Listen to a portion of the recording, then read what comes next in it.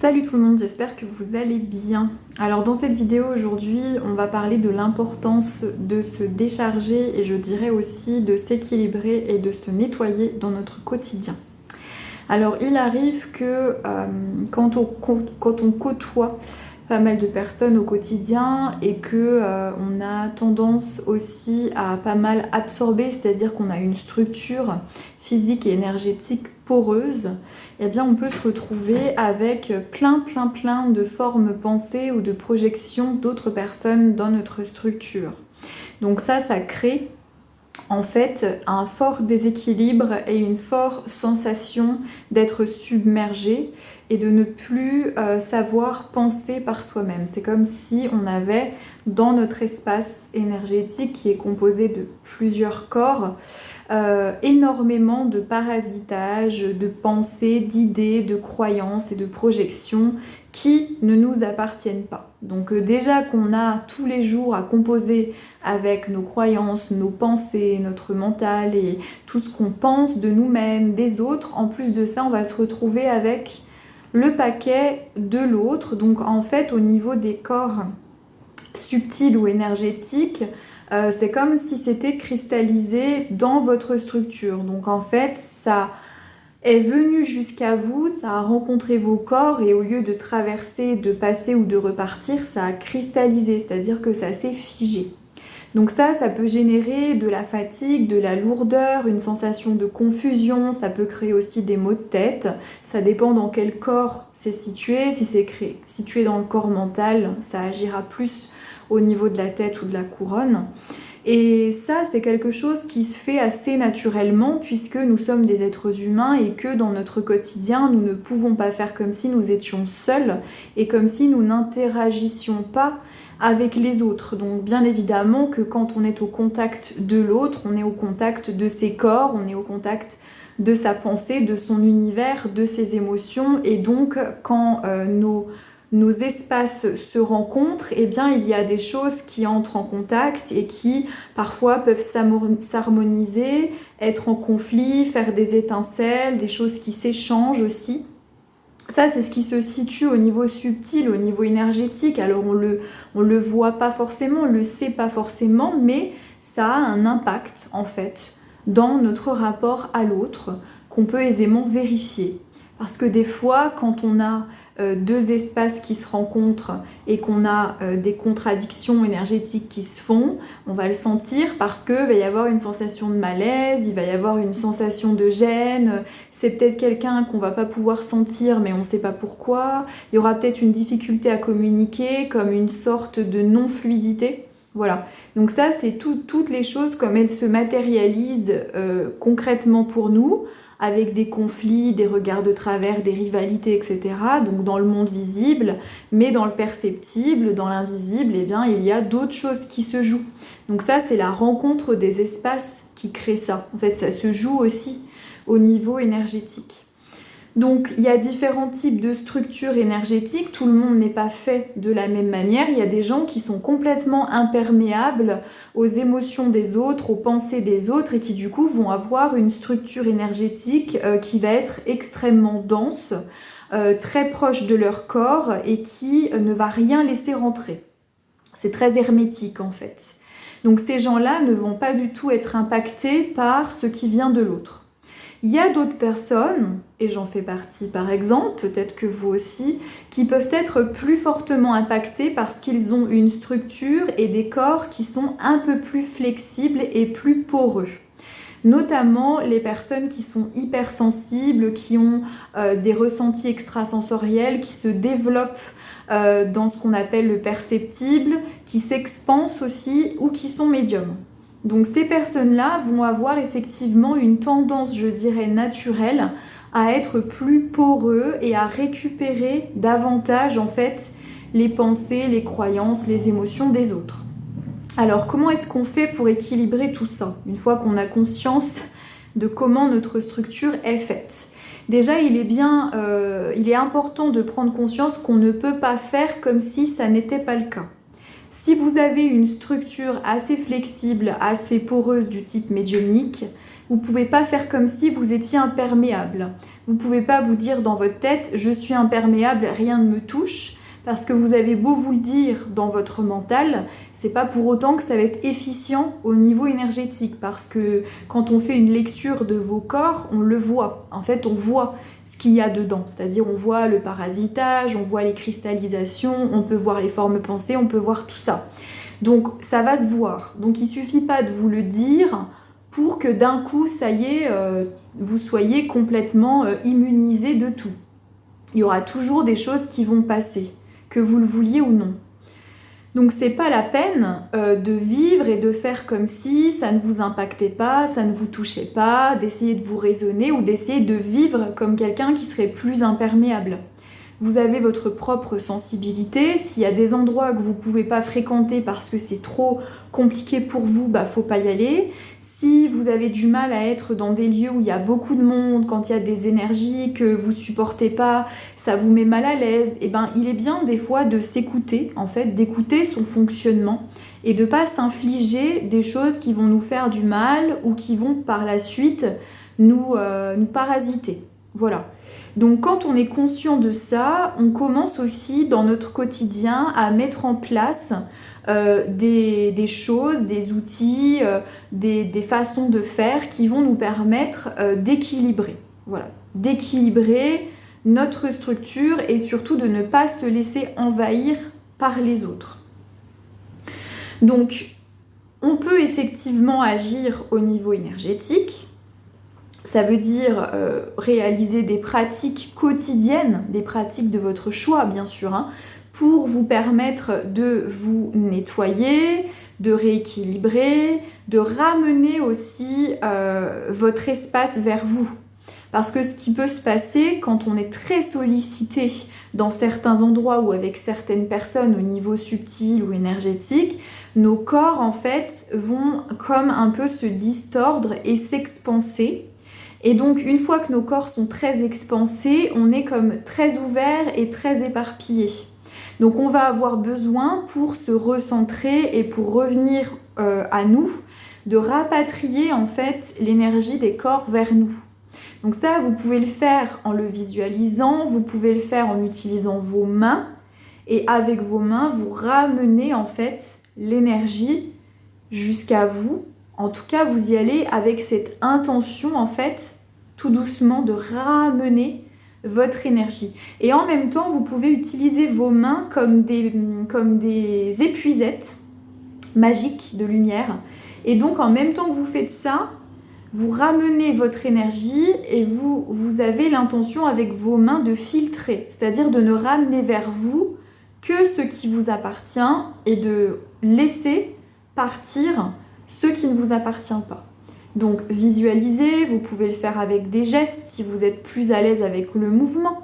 Vous pouvez repousser, si vous le souhaitez comme ça, les choses qui ne vous appartiennent pas, comme si vos mains pouvaient comme ça, dans tout votre espace, vous imaginez une bulle en fait, hein, voilà, et vous nettoyez, vous poussez en fait ce qui ne vous appartient pas. Vous rendez ça, voilà, vous l'envoyez quelque part. Et ça retournera à la personne à qui ça appartient, où ça sera transformé. Donc c'est subtil, effectivement, ça ne va pas régler toutes les difficultés qu'on rencontre, mais ça peut être une idée quotidienne de faire des petites pratiques comme ça pour se recentrer, pour se nettoyer, pour qu'en fait on sente physiquement, mentalement, émotionnellement aussi qu'on a un peu la maîtrise de notre espace. On va dire ça comme ça. C'est reprendre en fait la maîtrise de notre espace. Donc on peut le faire dans l'énergétique et le subtil comme ça, on peut utiliser des méthodes de méditation qui nous permettent de nous recentrer, mais les méthodes de méditation qui nous permettent de nous recentrer ne vont pas nous permettre de nettoyer les corps. Ça c'est vraiment autre chose.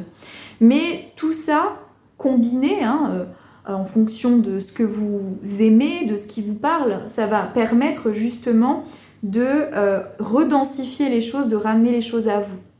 Donc surtout dans des moments où vous avez l'impression de ne plus pouvoir penser par vous-même, où vous avez l'impression d'avoir perdu votre énergie. Il suffit qu'il y ait beaucoup de personnes autour de vous qui vous donnent des conseils, qui vous donnent leur avis, qui vous disent ceci, cela, et que vous preniez un peu tout ça comme des vérités, par exemple, ça peut vraiment vous impacter, vous empêcher en fait de vous écouter et de sentir votre énergie. Parce qu'en fait, c'est comme si dans votre espace, tout était mélangé. Tout est mélangé et vous ne savez plus qui est qui appartient à qui et qui vous êtes. Donc c'est pour ça que c'est vraiment super important d'avoir cette conscience et cette pratique aussi régulière de ramener ce qui est à nous vers nous et de laisser ce qui est aux autres aux autres. Évidemment, tout ça, ça s'accompagne de choses concrètes. Donc le côté énergétique, méditatif ou subtil ne se suffit pas. Il faut aussi que dans votre quotidien, vous sachiez poser vos limites avec les personnes qui, par exemple, vous envahissent. C'est-à-dire que on accompagne avec l'énergétique parce que c'est un plan spécifique, mais vous allez avoir besoin aussi de verbaliser, de dire les choses et de vous faire respecter. Par exemple, si vous avez quelqu'un autour de vous qui vous donne beaucoup de conseils, pas toujours pertinents, qui vous dit des choses à propos de vous, mais que vous sentez que c'est décalé ou que c'est des projections, il faut pouvoir le dire. Il faut pouvoir dire à cette personne non, ça c'est à toi. Je me reconnais pas du tout. Tu parles pas de moi là, tu vois. C'est important aussi de le dire parce que le verbaliser, c'est l'incarner dans le monde physique. Donc on peut pas se contenter du subtil, il faut aussi le physique. Donc ça veut dire aussi savoir poser vos limites verbales et physiques dans votre vie avec les personnes qui peuvent être un peu trop envahissantes ou qui peuvent déposer auprès de vous des choses dont vous ne voulez pas. C'est aussi dans le physique qu'on vit les choses et qu'on les incarne et qu'on pose nos limites, donc c'est aussi très important. Tout ça, ça va nous permettre de nous alléger, ça va nous permettre de respirer, de se sentir moins alourdi et moins fatigué de choses qui ne nous appartiennent pas, qu'on a pu ramasser ça et là dans différents endroits. Et en fait, on dirait pas, mais c'est vraiment des choses qui se produisent souvent et on peut le ressentir. On n'a pas l'impression, on se dit que c'est pas grave et tout, mais en réalité, ça nous impacte vraiment. Je vous donne un exemple tout bête. Vous allez à une soirée, vous discutez avec des gens, vous êtes très content, tout ça. Et puis à un moment donné, vous vous faites accaparer par quelqu'un qui vient vers vous et qui commence à vous raconter sa vie, ses malheurs, à se plaindre, etc., etc. Et d'un coup, vous vous retrouvez comme happé, comme pris au piège dans quelque chose où vous vous sentez obligé d'écouter les malheurs de la personne et pourvu que vous ayez un pseudo-syndrome du sauveur, alors là c'est fini, vous allez essayer de l'aider, vous allez compatir, avoir de l'empathie et en même temps vous allez vous laisser très facilement glisser dans ce cercle vicieux où la personne va, et vu que vous êtes ouvert et qu'elle a besoin de se plaindre et qu'elle cherche quelqu'un pour se plaindre, eh bien elle va vous déverser, voilà, elle va déverser ces trucs. Et ce qu'elle déverse, c'est pas quelque chose qui va s'évaporer dans l'air, c'est-à-dire qu'il y a la rencontre des deux corps, donc des deux espaces, ce que la personne va déverser, elle va pas la déverser par terre et la laisser là comme ça, elle va la déverser chez vous, bien évidemment. Puisque l'objectif, c'est que la personne n'ait plus ça chez elle, puisqu'elle ne supporte pas de l'avoir avec elle. Donc, elle va le déverser chez vous, dans votre espace. Et vous, bien évidemment, en bon samaritain ou en bon thérapeute, voilà, vous allez accueillir le truc. Et une fois que c'est en vous, vous croyez qu'une fois que la discussion elle est finie, que vous vous êtes dit au revoir et que vous vous êtes débarrassé de la personne, c'est fait. Mais en réalité, vous le gardez avec vous, vous l'emmenez avec vous. Et après, c'est quelque chose qui va s'accrocher à votre structure, qui va rester à l'intérieur et qui va vous alourdir. Donc imaginez le nombre de fois, peut-être dans une semaine ou dans une journée, où vous pouvez rencontrer des gens qui vont venir comme ça, tout simplement, naturellement, l'air de rien, puisqu'ils ne sont pas forcément conscients de ce qu'ils font, de ce qui se passe, déposer des trucs chez vous comme ça. Et vous dites oui, parce que vous savez pas dire non. Puis une fois que la personne est partie, vous dites chouette, ça y est, j'ai enfin réussi à m'en débarrasser. Oui, tu t'es débarrassé de la personne physique, mais tu ne t'es pas débarrassé de ce que cette personne physique a mis à l'intérieur de ton espace.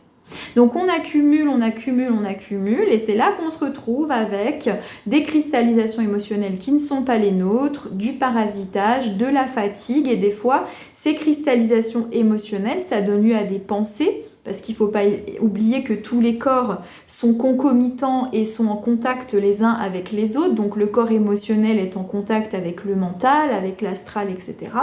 Donc si vous avez chopé les émotions de l'autre, l'état émotionnel de l'autre, après vous allez avoir des pensées qui vont arriver à vous, qui sont liées à l'état émotionnel et à la situation de l'autre, mais qui ne sont pas les vôtres. Donc vous qui alliez très bien, qui étiez en joie de venir à cette soirée, de discuter tout ça, vous allez le lendemain ou le soir même rentrer, vous sentir fatigué, puis vous allez avoir des idées comme « oh ouais, non, c'est nul ». Vous allez être dans une énergie un peu lourde, j'aime pas la vie, un peu aigrie, vous allez soudain vous plaindre de tout, etc. Alors que ça ne vous ressemble pas. Oui, parce que ce qui agit à ce moment-là, c'est pas vous, c'est ce que l'autre a déposé dans votre espace et qui arrive jusqu'à vous. Donc c'est très important de faire la différence, en fait, au moins essayer entre ce qui est de l'autre et ce qui est de moi. Donc quand on a des pensées comme ça, assez invasives, des ruminations, tout ça, faut pas croire que c'est toujours lié à nous. Parce que la plupart du temps, c'est lié à des facteurs extérieurs ou qui ne nous appartiennent pas vraiment. Donc par exemple, si on a des pensées comme ça invasives, de rumination, de plaintes, des choses qui sont pas du tout agréables, on peut se dire mais attends, c'est qui? Moi des fois je me pose cette question, je me dis mais attends, ça vient de qui ça? Quand il y a une certaine voix qui s'exprime, vous savez, cette voix qui des fois n'est pas tendre avec vous, qui est beaucoup dans le jugement, qui vous dit de ne pas faire certaines choses, qui incite à la peur, etc. Vous pouvez vous demander c'est qui? Et je vous garantis, quand vous allez demander ça vient de qui, c'est qui, vous allez être surpris de la réponse. Parce que moi, quand je demande des fois qu'il y a cette petite voix qui m'embête pour des trucs, par exemple, j'ai quelque chose à dire à quelqu'un qui s'est pas très bien comporté avec moi ou qui a dépassé les limites, je sais que je dois le dire et que c'est obligatoire de passer par là, mais il y a cette petite voix qui va me dire « Oh non, faut pas faire ça ». Non, non, ça se fait pas, reste à ta place, tu vas avoir des problèmes, ça va te retomber dessus. Et là, je me dis, attends, c'est qui? C'est ma grand-mère, par exemple, ou c'est mon père, qui lui pensait que, ou ma grand-mère qui pensait que, et comme ils ont déposé ça en moi, et que moi je l'ai pris comme étant quelque chose qui m'appartient, ben ça continue d'agir, ok? Donc c'est pareil quand les autres viennent déverser des choses chez vous, après ça crée des émotions, ça génère des pensées, qui ne vous appartiennent pas. Donc pensez à ce que j'ai dit dans cette vidéo, aux pratiques quotidiennes, à cette conscience et à vous poser la question, c'est qui? Et quand c'est pas vous, vous pouvez dire j'en veux pas. Voilà, j'en veux pas. C'est pas moi, tac, je redonne. Vous redonnez en fait. Vous faites un geste, vous avez une intention, ce que vous voulez, mais vous redonnez à qui ça appartient. Oh, ça c'est pas moi, c'est pas ma peur, ça ne m'appartient pas. Vous verrez, hein, si vous faites ça régulièrement et que vous y pensez, qu'il y a énormément de choses en fait qui ne sont pas vous. Voilà. Eh bien merci d'avoir écouté cette vidéo, à très bientôt.